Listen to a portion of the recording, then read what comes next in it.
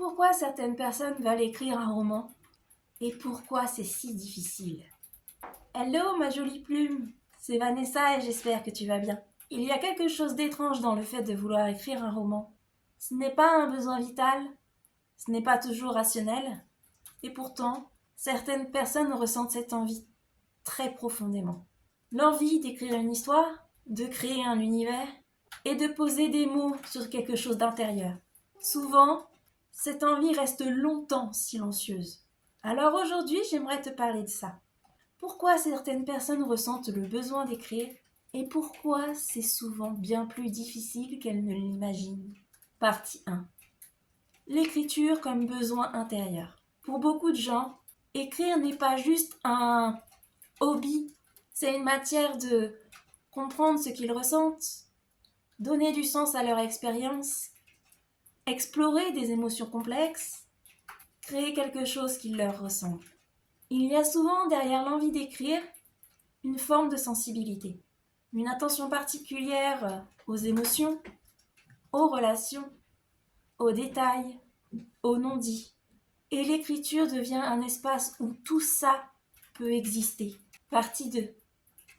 L'idée du roman comme promesse. Quand on pense à écrire un roman, on imagine souvent une histoire forte, des personnages vivants, des scènes marquantes, un livre terminé entre ses mains. Cette vision est juste magique, mais elle est aussi idéalisée, hélas.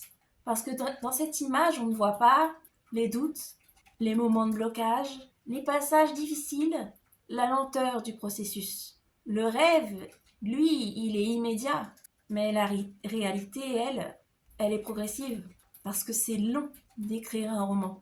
Très long. Partie 3. Pourquoi c'est émotionnellement difficile? Écrire un roman, ce n'est pas seulement technique, c'est aussi émotionnel.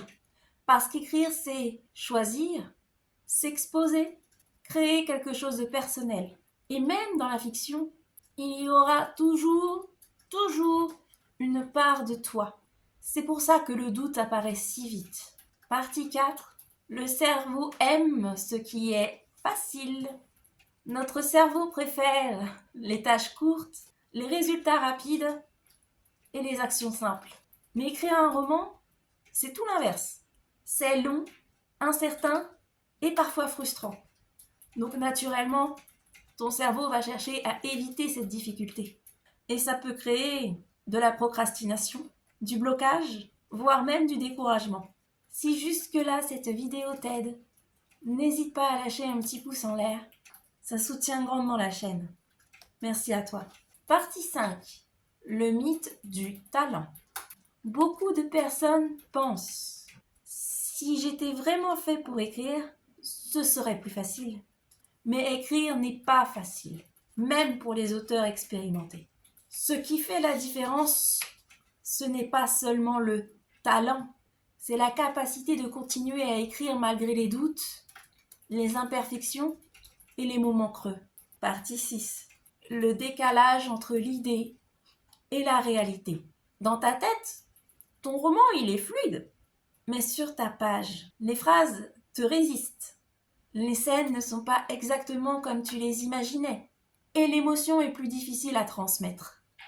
Ce décalage, il est parfaitement normal, mais il peut être décourageant si tu ne t'y attends pas. Partie 7. L'écriture demande du temps, beaucoup plus qu'on peut le croire. On sous-estime souvent le temps d'écriture, le temps de réflexion, le temps de réécriture. Un roman se construit sur la durée. Et dans un monde où tout va vite, cette lenteur peut être difficile à accepter. Mais tu n'as pas le choix.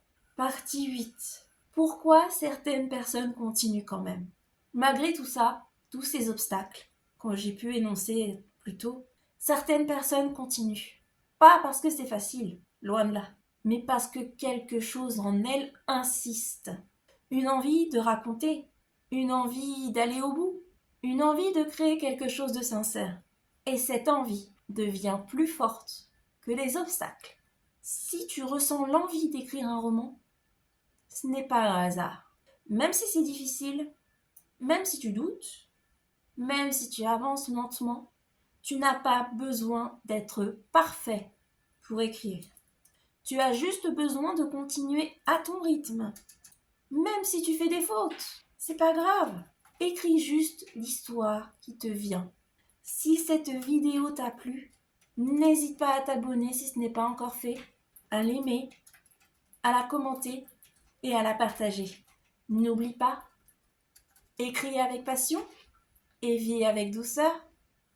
Ciao!